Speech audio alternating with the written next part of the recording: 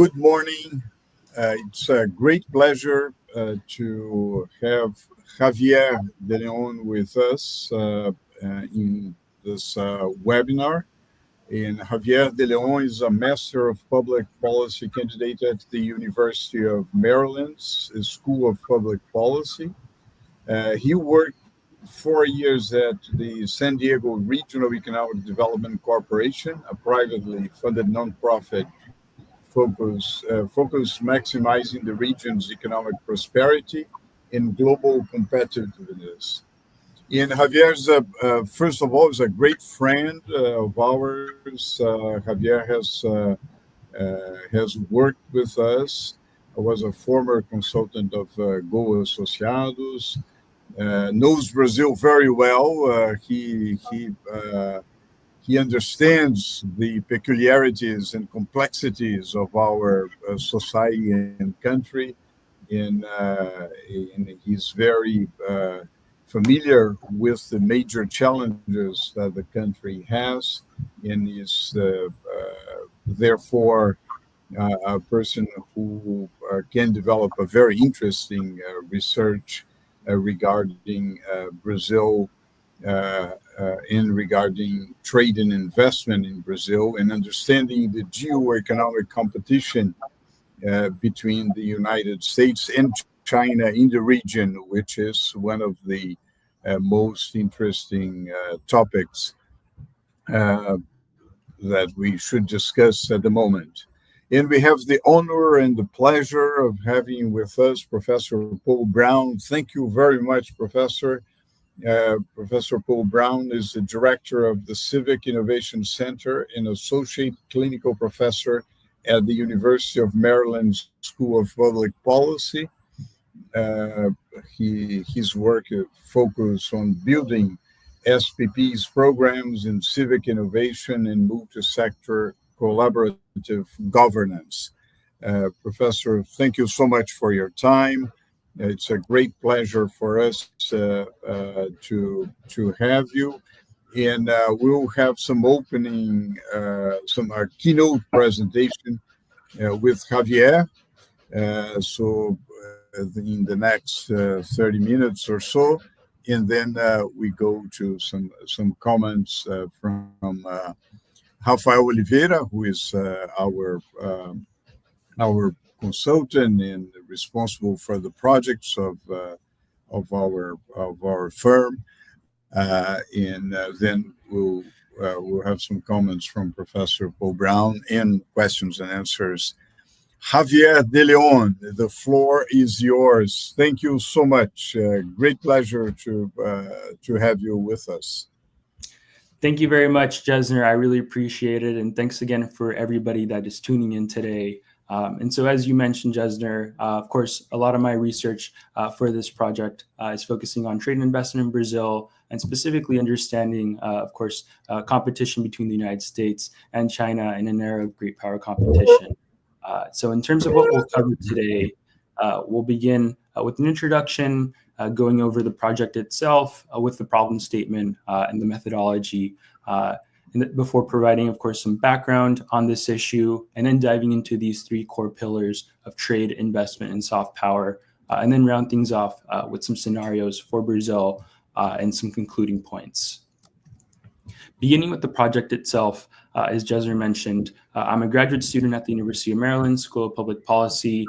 For those that are unaware, this is located within the Washington, D.C. metropolitan area in College Park, Maryland. And the school itself has a specialization on international security and economic policy. And so as I was thinking about this core deliverable for the program, which is this graduate capstone project, I had, of course, reflected on the fact that I had previously studied in Brazil, worked and lived there in part with GO Associados. And I thought that this might be a good opportunity to try and better understand the complexity surrounding trade and investment in Brazil in this resurgent era of great power competition. And so this work was carried out between September 2024 and this month. Comment, of course, that there's just been so much uncertainty in this period. And so this has been a very interesting but complex issue to try and tackle. And of course, this is culminating with this presentation, as well as a final report that is in its final stages. And I just wanted to also note that this report factored in information leading up to the end of March 31st. And so unfortunately, this did not include any of these details surrounding the implementation of President Trump's Liberation Day agenda. But I did go ahead and include a slide at the end of this presentation with some post-Liberation Day updates, which I'll be happy to share with everyone. Before I continue, I did want to provide some acknowledgements, beginning with my capstone advisor, Professor Paul Brown, who has been just instrumental as an advisor and being very supportive of my work throughout this time. I also wanted to thank my client, GO Associados, specifically Jesner Oliveira, as well as Rafael Oliveira, for all their support and willingness to work with me. And lastly, I wanted to thank all the individuals that took time out of their day to meet with me as I hope to gather insights in regards to this very topic. And so going into the problem statement, it is how have trade and investment flows from the US and China to Brazil evolved since the turn of the century? And what factors have influenced these changes? And what have the effects been on existing soft power dynamics? The methodology that I used was a mixed methods approach. I leaned on qualitative analysis from literary sources, semi-structured field interviews in Brazil, as well as secondary data analysis. And I complemented that with quantitative analysis, such as statistics on international trade and foreign direct investment from the Bureau of Economic Analysis, as well as the World Bank. In terms of the fieldwork that I was able to conduct in Brazil in March, I focused on topics including Brazilian economic relationships with both the US and China, challenges and opportunities for Brazil in international trade, and then kind of, branching out, trying to focus on, the implications of, the growth of BRICS as a group, as well as Brazilian foreign policy objectives, as well as the potential impacts of Trump's return to the White House. And I've included the various organizations that I interviewed with at the bottom of your screen there. So diving into the background, I always like to begin with this chart here that illustrates total trade between the US and China with the Latin American Caribbean region as a whole. And what you see here is a very dominant position with the United States, of course, in blue, has nearly 1.2 trillion in trade with the entire region compared to a little bit less than $500 billion in trade from China. But what this chart is telling you is actually a bit misleading from my research.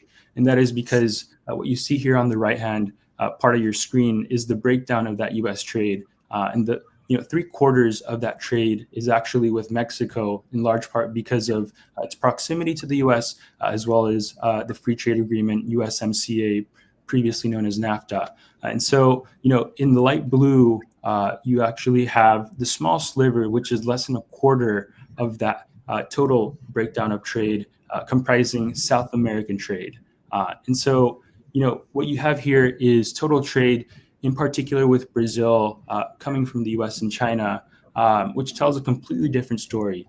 And since 2009, China has actually been the largest trading partner in the region, to the tune of a disparity of $60 billion in trade flows at the end of 2022 between trade between the US and China, in Brazil, as well in China and Brazil. And so I was very curious in conducting this research to better understand what are the factors that led to this massive explosion in growth, and what is the composition of this trade.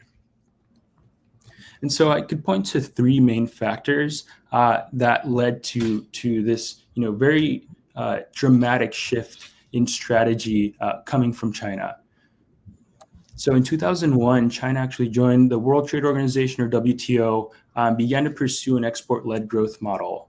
It realized average yearly GDP growth rates of 10% in the 2000s and 7% in the 2010s.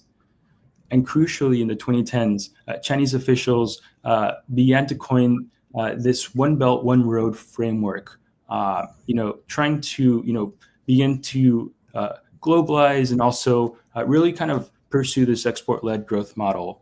But what they quickly realized is that they didn't have to just confine themselves to Asia, and they began to look at the global picture, and particularly began looking at Latin America and the Caribbean as a prime opportunity region. And so through the Belt and Road Initiative, they've made massive inroads across the entire Latin American region, and in particular, Brazil. And so, going into this first key pillar of trade, I wanted to break down trade from the perspective of both countries. In the case of the US-Brazil trade, from my research, has been very well diversified and has grown modestly since the turn of the century. It, of course, didn't have that massive explosion that you saw with China, but it has had modest growth that I think could be characterized as healthy and robust. Nearly 650,000 jobs are actually tied to this bilateral economic relationship just in Brazil. And so it's, I think that's indicative of a very strong, healthy, and mutually beneficial relationship. Brazil is also one of the few countries to maintain a trade deficit with the U.S. And so there was some hope as we got into the second Trump administration that this could be beneficial for Brazil. It has not seemed like that would be the case, at least in these first few months of this administration, but he hasn't truly begun to focus specifically on Brazil. So that's something that we're going to be continuing to monitor. In terms of exports and imports, top U.S. exports consisted of oil and gas, chemical goods, aerospace and manufacturing equipment, and on the import side, agricultural products, aircraft, coffee, and critical minerals. On the other side of the ledger, in terms of China, what I found is that the vast majority of trade with China consisted of commodities and raw materials going outbound to China to a tune of nearly 90%. Inversely, Brazil mainly imported value-added goods, including electric vehicles, solar panels, and other high-tech products. And so what I saw was this trading relationship that reflected one of low-value goods entering China with mostly medium and high-value products returning to Brazil, which ultimately seemed to be a very one-sided relationship and one that was not beneficial for Brazil. And in one of my interviews, I think further complicating this Sino-Brazilian trade relationship is that Brazil, even now, currently still lacks a clear strategy for economic insertion with the Asia region. And so that's a key impediment to growth for that economic relationship. And to help illustrate, in particular, the US-Brazil economic relationship, I included this image of General Electric's Aviation Engineering Center called GE Selma. It's located in Petrópolis, Brazil, within the state of Rio de Janeiro. GE Selma is one of the largest manufacturing, repair, and overhaul sites globally. It services over 500 engines annually from companies all over the world, including many from the US. And so I thought this would be reflective of some of these more higher value-added goods going both ways between the US and Brazil. And sort of, I think a good example of what, at least from the Brazilian perspective, is, an ideal trading relationship. Another notable case study that was, pointed out to me in various of my interviews and as well as my research is this notable case of, the soybean market, which was a key kind of sticking point in Trump's first term. And so China, during the initial trade war, China has always been the world's largest consumer of these soybean products. And historically, that had been serviced by U.S. producers. But during that tit-for-tat trade war, what Chinese consumers quickly did is pivot to importing from Brazilian producers instead. And what we've seen is that that market has truly not recovered, at least in the U.S. And now it's thriving in Brazil to a tune of a point where Brazil is now responsible for 70% of total soybean exports to China. And this might be another sticking point, and it also might be a strategy for Brazil as you see these continuing tariffs being implemented by the U.S. with various countries.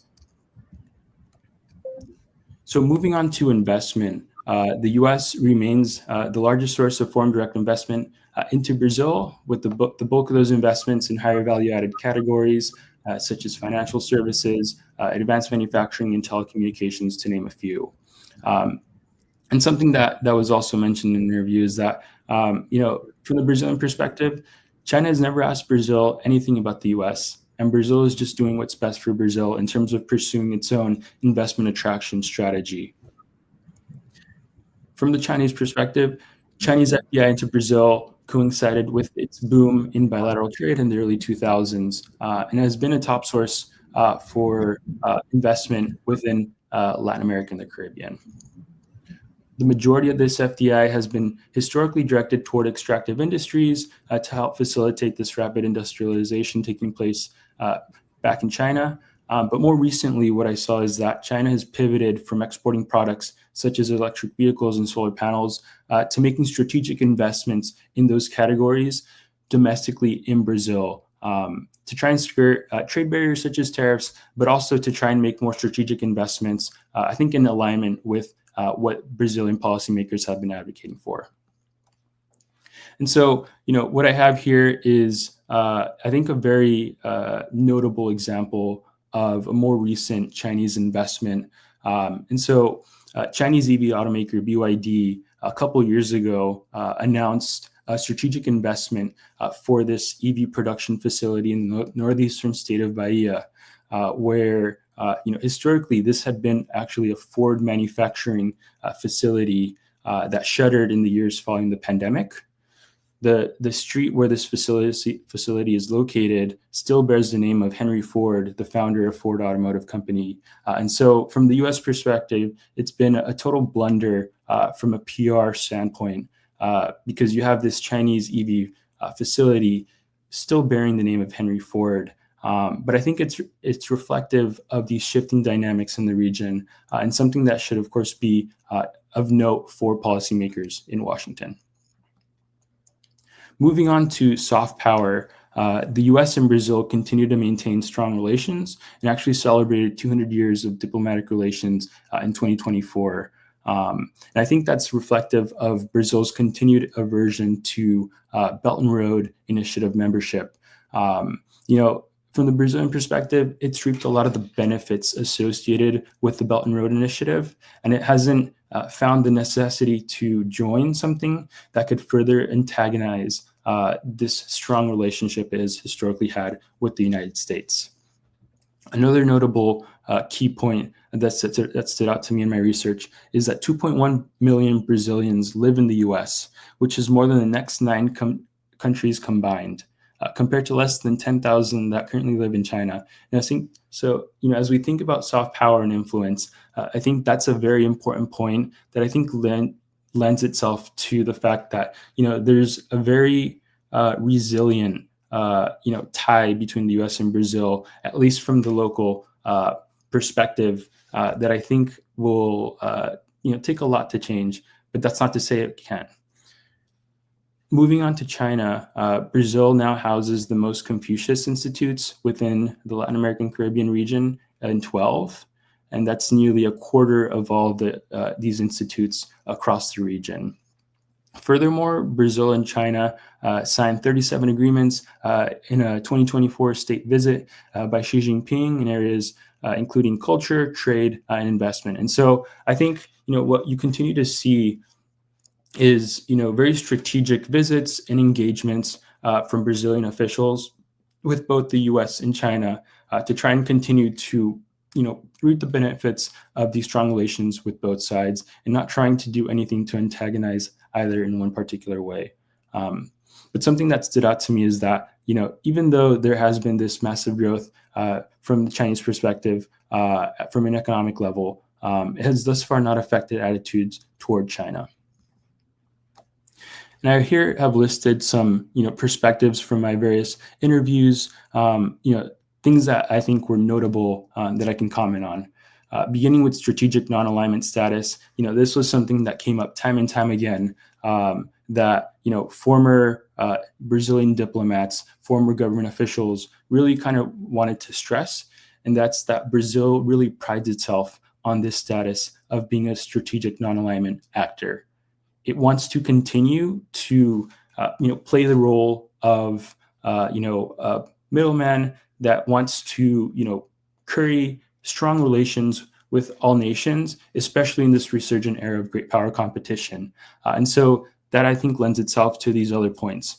Specifically with this upcoming BRICS summit that's going to be taking place in Rio this summer. Brazil wants to focus more on core objectives. It doesn't want to talk about de-dollarization. It doesn't want to, make this summit really focus on the ongoing conflict in Ukraine. And it instead wants to focus on more pressing issues where there is a lot of multilateral support, such as climate change, public health, and the strengthening of multilateral institutions. And just another comment on de-dollarization, that's something that Brazil, from the Brazilian perspective, would really antagonize the U.S., and it wants to be very strategic in its messaging, and it does not want to do that, at least at the moment. It finds value in maintaining the dollar as the world's reserve currency, and it also, I think, strays from its peers within BRICS, in particular China and Russia, in some of these anti-Western policies that have been more recently advocated for. And as I had previously mentioned, in terms of culture, Brazil continues to have these strong cultural ties, partly, of course, from the familial connections, as I previously alluded to, but also a continuing affinity for American pop culture as well. And so in my conversations with my client in the initial days of the Trump administration, kind of amidst the shuttering of USAID, there was a lot of talk about U.S. foreign assistance. And so I kind of added this in the later stages of my research, but I thought it was notable. There has been this upward trend of foreign assistance to Brazil in these past couple decades, leading to a point of nearly $70 million in foreign assistance as recently as 2023. But in the grand scheme of things, what I saw is that this is more about middle of the pack in terms of foreign assistance to the Western Hemisphere. Brazil ranked 12th out of 25 countries in assistance from USAID in particular, and 7th out of 32 countries that received assistance from the State Department. And so, while $70 million, of course, is a drop in the bucket, at least from the U.S. foreign assistance budget perspective, something that I think was notable in my conversations with Jesner when I was in Brazil is that, $70 million is still a substantial amount of money for these, very poor regions in Brazil, for rural areas, including the Amazon, the northeastern part of Brazil, where a lot of these funds were being directed towards. And I think it's ultimately a loss for the U.S. in terms of its own soft power in some of these more rural regions within Brazil. And it'll be interesting to try and better understand the impact that this loss in funding will have going forward. Moving on to scenarios, what we have here is scenario one of China overtaking U.S. Regional dominance. And while this scenario has picked up plenty of momentum in the 21st century, I think it remains unlikely at the moment for a number of reasons. Beginning with the makeup of Sino-Brazilian trade, it would need to drastically morph into a more complementary relationship consisting of higher value-added goods going outbound from Brazil to China and not just from China to Brazil. And so I think that's a key sticking point to try and, allow China to overtake or take that next step. Second, the U.S. continues to be the largest source of FDI into Brazil. And so Chinese FDI has seen increases in recent years, but in order to become the sole dominant player in Brazil, China would need to establish itself as the top undisputed source of investments into Brazil and continue its more recent trend of these strategic investments in higher value-added categories, as we've seen with electric vehicles and battery production. And third, American soft power has remained resilient in Brazil through long-standing cultural, academic, and social ties, and this is not expected to shift in the near term. Second consists of the U.S. reasserting its dominant economic position in the region. I think this scenario is also unlikely for a similar number of factors. Chinese bilateral trade volume with Brazil is large enough that it would take a concerted effort in Washington to dramatically increase trade with partners in the Americas. Also, amidst the current economic climate and anti-free trade sentiment coming from the Trump administration, I think it would be unlikely to see this dramatic increase, at least in the next few years. And furthermore, the current administration, the current U.S. administration seems likely to continue to prioritize Asia from an economic and political lens over Latin America. We've seen, I think, a focus on Latin America, but more so from a social policy standpoint. And so, I think it's something to continue to monitoring. But from my research, it seems like Asia will continue to be an area of focus for this administration from an economic and political lens. This leads me to my last scenario of shared coexistence in a new era of Greek power competition. And I think this scenario is by far the most likely to play out going forward. And arguably, it already is. And so considering the Sino-Brazilian bilateral relationship is not expected to decrease in the near future, and the U.S. will likely continue to be this largest source of FDI investments, these avenues probably won't shift a lot in the near term. And so although they will continue to be monitored as the global trading system sees its biggest reshuffling since World War II, I think that's something that will be notable in kind of allowing this coexistence to play out. Also, other key players, such as the European Union, which recently announced its free trade agreement at the end of 2024 with the Mercosur trade bloc, stand to increase their economic relationship with Brazil. And so that brings another key player to the region, I think, from the Brazilian perspective, as a key win. And so to conclude, I think this scenario ultimately bodes best for Brazilian interests as they stand to benefit from increased attention from various players, and Brazil will be able to leverage its economic and political clout in the event that any particular country takes an antagonistic stance toward them. And so to conclude here, I have some various kind of key results or findings from my research. Number one, China's rapid ascent to become Brazil's top trading partner will remain in place for the foreseeable future. As we saw in terms of the breakdown of those trade relationships with the US and China and Brazil, all trade is not made equal. And so while the Chinese trading relationship is by far the largest, it is not necessarily one to follow and emulate. I think the US relationship is one that is more reflective of a mutually beneficial relationship. And so that'll be something to continue monitoring in these coming years. Third, Brazil will continue to prioritize no strings attached foreign investment regardless of its source. Fourth, the strategically non-aligned status that Brazil prides itself on and has maintained for decades is expected to continue. Fifth, Brazil sees groups such as BRICS Plus and forums as forums where multilateral institutions can be strengthened and less as a counterweight to the West. And lastly, strong and enduring U.S.-Brazilian cultural ties are ironclad and not expected to significantly shift, but are also not entirely immune to antagonistic rhetoric coming from Washington. And so before I conclude here and open it up for questions, as I mentioned, I did want to include a post-Liberation Day update. Something that really stood out to me in my research this week is that amidst this recent U.S.-China agreement coming from the negotiations in Switzerland, there was a strong and notable statement coming from U.S. soybean producers stating that they fear a 20% drop in export sales without an improved China deal because of just because there were these decreases in the total tariffs both from the U.S. and Chinese side, I think it still kind of puts the U.S. soybean producers at a strategic disadvantage, especially in relative terms to Brazil. And so the president of the American Soybean Association actually stated that the tariff that remains in place for U.S. soy is far from inconsequential and actually makes Brazilian soybean producers much more competitive due to not being burdened with this cost. And so, I think what we'll ultimately see if things don't improve, at least on the trade war front, is that Brazil will continue to benefit from this, tit-for-tat trade war that will be continuing, at least for the foreseeable future, between the U.S. and China.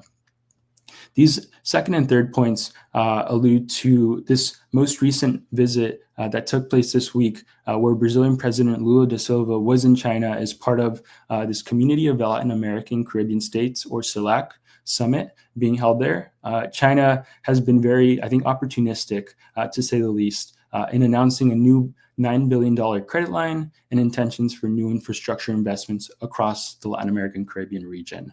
And so, I think the most notable statement that was made from both of these leaders is specifically a pledge to defend free trade and multilateralism in this era, And so, I think while Brazil really prides itself on being a non-aligned actor, I think it has been notable this week to see sort of these more provocative statements being made by the Lula administration in jointly with President Xi Jinping. And so I think that'll be something to note going forward.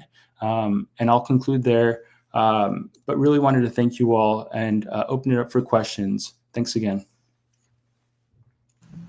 Thank you very much, Javier. You gave us a very interesting presentation, and it's amazing that you were able to present your research and at the same time address some very current issues, almost things which occurred last night. So congratulations, and now I give the floor to Rafael Oliveira, who will make some comments, and then we are looking forward to listening to Professor Brown as well. Rafael. Yes. Thanks, Jasner. First of all, thanks a lot, Javier, for your presentation. I found it very, very interesting problem statement, and we were just before the webinar discussing here with Professor Paul that the problem statement also gained a lot of relevance during these last months because of the U.S. elections and all the Trump policies. I remember when you came to Brazil and visited us at GO Associados.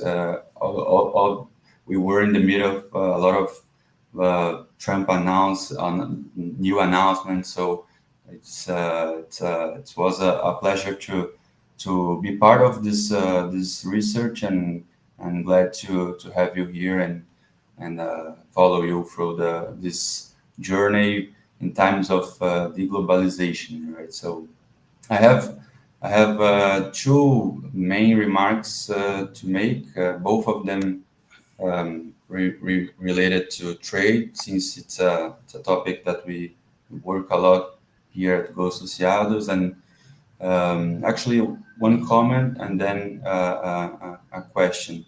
So regarding the comment, it's more of a comment related to your background and trade information. You showed us that Chinese trade flows into the LAC region rose from about $13 billion in the early 2000s and to almost $500 billion in the last years. And at the meantime, the US had already an important footprint in the LAC region, and around $378 billion and managed to triple it, right? So it's more than 1 trillion.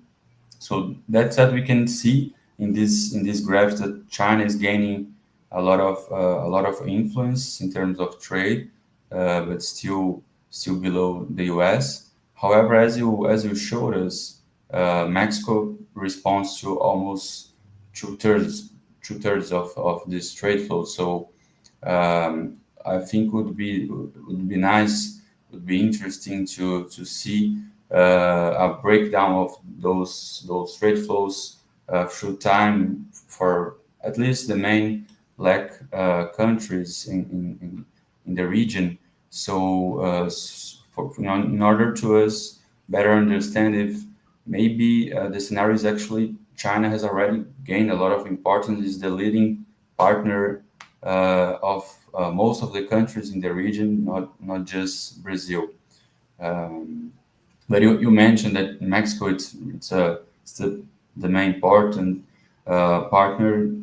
It's just an extrapolation, maybe a complement there for us to better understand what's happening. And regarding the question, also related to trade, we deal here every week, every day with trade projects and mainly claims from the Brazilian industry, especially the chemical sector. So a lot of chemical companies come to us to ask for economic analysis and to see what would be the impact of trade defense instruments applied to against Asian countries, especially China. And the main claims that there has been a import surge in the last years related to chemical inputs, chemical products, and since you have discussed a lot of these issues with both private and public representatives, I wonder how is their view looking ahead and what the Brazilian government is doing or is willing to do in order to also maintain a good relation with China, right? I think this is in the table, although these instruments have a really specific process and investigation process to consider, and how are they seeing that? I think that's a one. Yeah, thank you. That's a good question. I didn't specifically cover chemicals in particular, but this was something that I think was touched on in some of my conversations. There was a lot of concern, at least in these conversations, speaking about Brazilian businesses, being concerned about potential dumping and a lot of these massive imports. In particular, we saw it with EVs, for example, where there was just a massive surge. A chart that I had previously included in my report saw this massive surge of EVs before the current administration actually proactively stepped in and imposed some barriers to try and ensure that the domestic industry would be protected in those cases.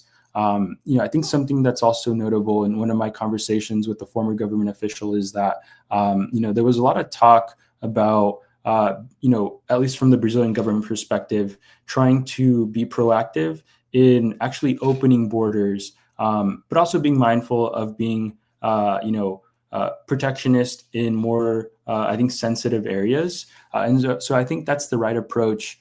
But I think something that we've seen from China more recently, as I mentioned in the investment section of my presentation, is that with the imposition of these trade barriers, in particular for EVs, for example, they have begun to make these strategic investments to try and cultivate this, manufacturing production, within Brazil. And so I think that's something that we've seen. And I think it ultimately remains to be seen what the Brazilian government's going to do about this. I mean, in some ways, I think this is beneficial for Brazilian consumers. You have a more affordable product. But I think, as it tries to be mindful about, protectionist policies to protect Brazilian business, I think trying to find that fine balance will be key. And so I don't have any insight in terms of what it's doing to try and find that right balance. But I think that's something that a lot of your clients should be very mindful of. All right, thank you. Maybe I think you have. I thought you had a question here, but Yeah. maybe Professor Paul. Very good. Now I have the pleasure to give the floor to Professor Paul Brown. And again, thank you very much for your participation. Well, I want to thank you both, Gesner and Rafael, and all your colleagues at GO Associados for working with Javier over the last 9 months.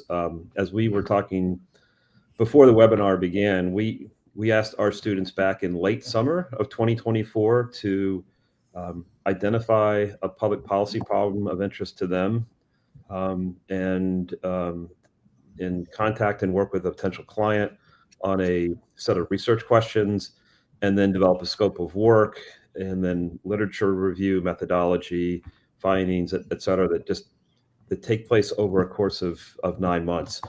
As we all know, the world has changed dramatically in 9 months. And that has been an incredible challenge for all of our students. Just on a personal note, I want to say how disappointed I am in what has happened in Washington. And I know Javier was one of the bright young people we need to bring to this to Washington D.C., where I am right now, to serve their country, and the opportunities have dried up. And that's too bad, and I hope that changes in the long run. But Javier has a bright future no matter where he ends up. But I hope he comes back to Washington someday, because we've really enjoyed having you on our campus and in our community. So I just want to acknowledge how difficult this has been for you to, in any project, just getting a realistic scope for the project, and then one where the world changes halfway through on something as volatile as trade. And so you've done a great job in identifying the core problems, and really identifying for the long run, what are the scenarios that will govern decision-making in the future, while also responding to near-term situations that have developed. And it's been a real challenge. You did a great job through the course of the project, and you've done that with this presentation. I guess just from my perspective, for a little bit about my background, before coming to the University of Maryland, I worked in the U.S. Senate and was in government relations in D.C. for about 15, 20 years. And this current president is somebody who ran against the institutions of both American institutions and multilateral institutions, and his style of negotiation is very personal, and it can be very volatile. So what I would ask Javier, just from your perspective as an American who's knowledgeable about Latin America but knows about Washington, what would be your advice for Brazilians to think about in the long run in negotiating with the United States, given that we've gone from a traditional kind of rules-based system of trade with a lot of multilateral involvement to one that's very personal with this current president? The president before, so we have some experience, but what's the long run best scenario for Brazilian policymakers to understand the current administration, but the possibility of a future administration, which will go back to the way things had been before? Yeah, thank you, Professor. I think that's a great question, and I think, at least from my perspective, I think it'll be important, I think, for Brazilians, either in the public sector or the private sector, to remain resilient and continue to think strategically about the long-term end game. I think in the short term, thankfully the U.S., still, I think it's still a democracy, fingers crossed. But it's, I think you have to be mindful that Trump should only be there at least for the next for this term, and so I think catering to the needs of the current administration are important. What that means is allowing the Trump administration to characterize certain situations as key wins for them, and necessarily making the concessions that please the White House, but also I think staying firm, especially at least from the Brazilian perspective, being in this advantageous position where there is a lot of interest from both the U.S. and China, making sure to not give up too many concessions, because from a negotiating standpoint, you have a lot of support, at least from China as well, as we've seen in various examples. And so I think being resilient and mindful of those, but allowing the Trump administration to characterize certain situations as key wins, I think will be important, at least in the short term. And in the long term, I think being mindful, as President Lula actually said, something that I think was notable is trying to advocate for multilateralism and free trade. In the shape of the current global system, I don't see how in an era of increasing protectionism, globalism will fully cease. And thankfully, Brazil was able to sign this free trade agreement with the Mercosur trade bloc with the European Union. And so I think making sure that free trade continues to be a focus, and also strengthening these multilateral institutions will ultimately prove best for Brazilians in the long term. And so I think in the short term, as I mentioned, just trying to, I think, cater and appease to Washington, but also being mindful of the long term would be the best approach.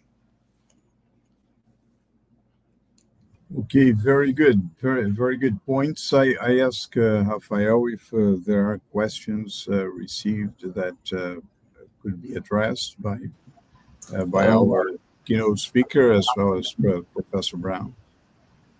There is no question here at the chat, but I have a comment, Javier, and I don't know how did you address this issue that on your interviews here, because it's I wonder how the artificial intelligence technologies will play out. I think this is more related to the soft power dimension that you also worked on, and I think the example between DeepSeek using users and Chat GPT or other technologies from the US is very illustrative, because I often hear people saying that, oh, the DeepSeek, have you seen DeepSeek? It's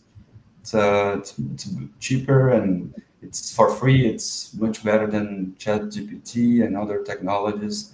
And then when you ask if they have already used or which technology are they using, they never say, at least from my bubble here, I may be biased, but they never say DeepSeek. They say Chat GPT or something else. So I think that there is still maybe a lack of trust or this, and you mentioned that this I think there still remain a strong tie, cultural and why not language connection between Brazil and the US, and not with China. So I wonder how do you see that, and how China, what's your opinion, how China will try to be willing to break this lack of trust and further connect with Brazil and the LAC region? Yeah, no, that's a great question, and I think what immediately came to mind, going back to those cultural points that I make within the soft power pillar, I think are notable. I think for China, the strategic initiative that they took to try and address this very issue was the implementation of these Confucius Institutes on academic campuses across Brazil. So I mentioned there's 12 in Brazil, which is by far the most in the region. But I think that's, I think for China to be able to make a notable dent, at least within this soft power umbrella, they'll ultimately have to establish more of these centers, and I think be very intentional in trying to, increase cross-cultural ties between Brazil and China. The fact that there are 2.1 million Brazilians living in the U.S., the fact that the U.S. is still by far the most popular destination for Brazilians to study abroad, I think lends itself to those cultural ties. And so I think what really, I think disappoints me, at least from an American perspective, is that the current administration has really, I think, caused Brazilians to think twice about going to the U.S., whether it's for vacation, for travel, for studying abroad, and ultimately that might open up an opportunity for China to increase those cross-cultural ties. Maybe not overnight, maybe not in the near term, but in the medium to long term, that could be a potential vulnerability from the U.S. perspective, an opportunity for China. I think you are right, Javier, in the sense, and I think that this applies to trade, to all countries, because when you have a sudden change in policy and very abrupt, that of course hampers credibility, and so I think that in terms of In terms of long-run effects, unfortunately, what has happened in the recent months will affect relations with the U.S. This is a fact. Of course, this can be overcome.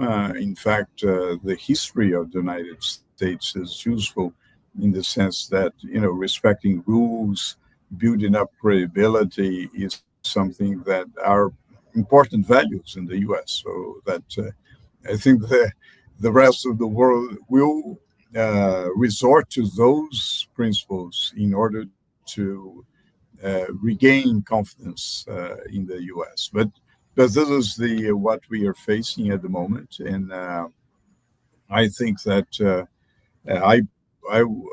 we would enjoy very much to spend the whole morning discussing these issues. Unfortunately, we can't, but of course, we are very thankful for your participation in Professor Brown. We are very thankful for your support in the procedures participation in this webinar. We are looking forward to having other events, other webinars in cooperation with the University of Maryland that will be very fruitful for us.